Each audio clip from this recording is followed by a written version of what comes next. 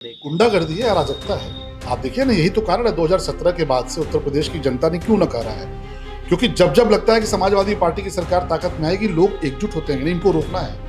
उसको जानती है, कृष्णानंद राय जी हमारे विधायक थे, ब्राह्मण समाज से आते थे और समाजवादी पार्टी की सरकार में शिखा काटी गई, उनकी हत्या हुई, बेरहमी से हत्या हुई। जिन्होंने हत्या की वो समाजवादी पार्टी में आज भी मौजूद है। तो यूट्यूब पर जाइए या गूगल पर जाइए, अभिमुक्तेश्वरानंद इन समाजवादी पार्टी की सरकार डाल दीजिए।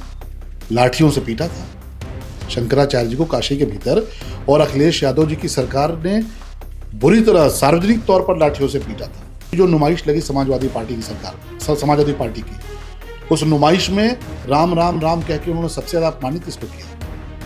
हिंदुओं को किया, ब्राह्मणों को किया, संतों और पुजारियों को किया। तो ये कुछ भी कर रहे हैं, समाज इनके बारे में जानता है।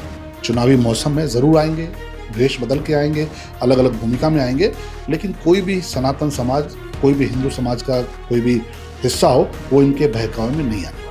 इस वक्त उत्तर प्रदेश में चुनावी रंग बहुत ज़्यादा तेज़ है और कल जिस तरीके से ब्राह्मण सम्मेलन सपा कार्यालय में हुआ, उसके लिए कई सारी चीज़ें उन्होंने बीजेपी के ऊपर कई सारे आरोप लगाए कि वो ब्राह्मण विरोधी सरकार है और बहुत सारी ऐसी चीज़ें कल घटित हुई और कई सपा नेताओं ने इस तरीके की बातें कही।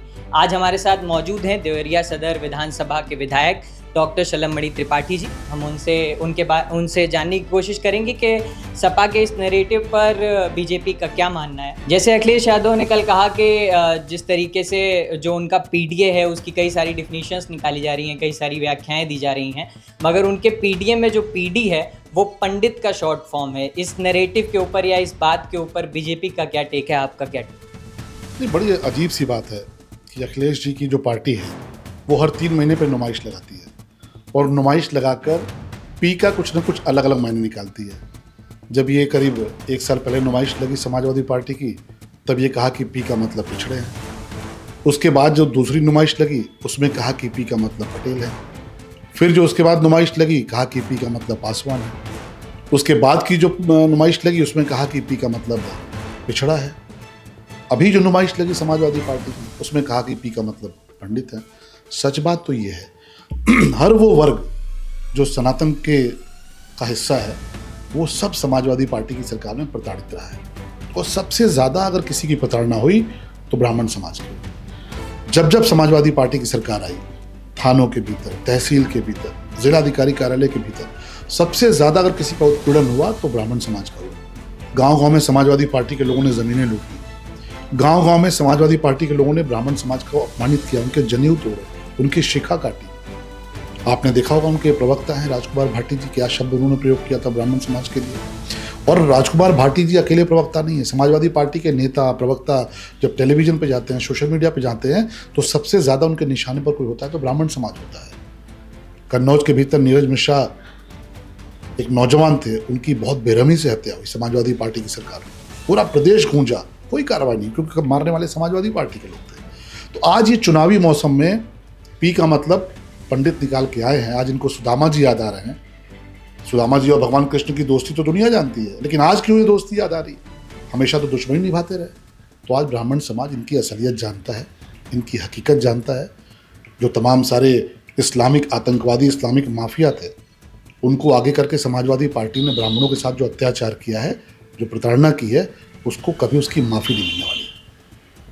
उन्होंने ये भी जिक्र किया कि जैसे अभिमुक्तेश्वरानंद जी को स्नान नहीं करने दिया गया और बटुकों की चोटी और शिखा पकड़ के उन्हें खींचा गया, मारा गया, तो उसके ऊपर भी उन्होंने आरोप लगाए कि इस तरीके की कई सारी घटनाएं ब्राह्मणों के साथ लगातार बीजेपी सरकार में होती रही हैं। इस पे आपका क्या है?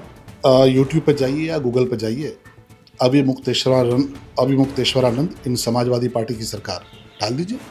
लाठियों से पीटा था शंकराचार्य जी को काशी के भीतर, और अखिलेश यादव जी की सरकार ने बुरी तरह सार्वजनिक तौर पर लाठियों से पीटा था। वैसी लाठियां उसके बाद दोबारा नहीं पड़ी उनके ऊपर कभी, कोई सरकार आई हो।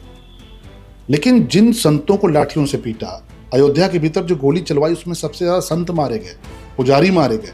और कल भी जो नुमाइश लगी समाजवादी पार्टी की सरकार में, समाजवादी पार्टी की, उस नुमाइश में राम राम राम कह के उन्होंने सबसे ज्यादा अपमानित किसको किया? हिंदुओं को किया, ब्राह्मणों को किया, संतों और पुजारियों को किया। तो ये कुछ भी कर रहे हैं, समाज इनके बारे में जानता है। चुनावी मौसम में ज़रूर आएंगे, वेश बदल के आएंगे, अलग अलग भूमिका में आएंगे, लेकिन कोई भी सनातन समाज, कोई भी हिंदू समाज का कोई भी हिस्सा हो, वो इनके बहकावे में नहीं आने वाला। उन्होंने एक बात और कही कि जिस तरीके से उन्होंने कहा कि समाजवादी पार्टी में कई सारे चेहरे हैं। पवन पांडे ने बयान दिया कि उसमें कई सारे ब्राह्मण चेहरे हैं, मैं खुद हूँ। और उन्होंने कहा कि बीजेपी में एक डिप्टी सीएम है जिनकी होमगार्ड तक नहीं सुनता, और मैं अब आप यही देखिए, मैं जो कह रहा हूँ उसका उदाहरण है कि एक डिप्टी सीएम की पद पर बैठे हुए व्यक्ति हैं Shri Brajesh Pathak, member of parliament रहे हैं, उत्तर प्रदेश की राजनीति में बहुत लंबा वक्त गुजारा उन्होंने, एक सम्मानजनक ओहदे पर हैं, सम्मानजनक स्थिति में हैं। उनके बारे में समाजवादी पार्टी के मंच से जो शब्द प्रयोग किया गया, आप सोचिए, जब डिप्टी सीएम को नहीं बख्श रहे, जब डिप्टी सीएम को इस प्रकार से उनके बारे में इस प्रकार से खुलेआम बोल रहे, तो बाकी ब्राह्मणों को क्या बख्शते होंगे। उनकी रैली में जो नारे लगे उपेंद्र तिवारी जी के लिए, आप सुनिएगा, उनकी रैली में जो नारे लगे ब्राह्मण समाज के नेताओं के लिए। तो जब डिप्टी सीएम के साथ इस प्रकार की शब्दावली है, जब डिप्टी सीएम के साथ इस प्रकार का उनका भाव है, तो सामान्य ब्राह्मण, हमारे आप जैसा ब्राह्मण होगा, उसके साथ क्या ही करते होंगे, ये देश जानता है, प्रदेश जानता है। जी, पवन पांडे जी को अभी प्रत्याशी चुना गया पहला अयोध्या से, तो ये बीजेपी के लिए कितनी बड़ी चुनौती होगी? एक ब्राह्मण चेहरा अयोध्या में उन्होंने पहला उतारा। इसमें क्या है, अयोध्या प्रभु राम की नगरी है, और बहुत बार वहाँ पे बहुत तरह के तत्व आए हैं, अलग अलग भूमिकाओं में आए हैं।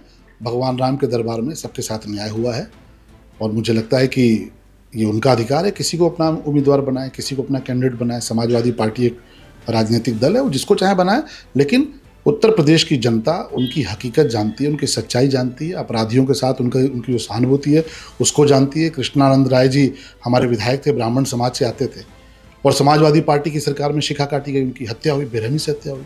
जिन्होंने हत्या की वो समाजवादी पार्टी में आज भी मौजूद है।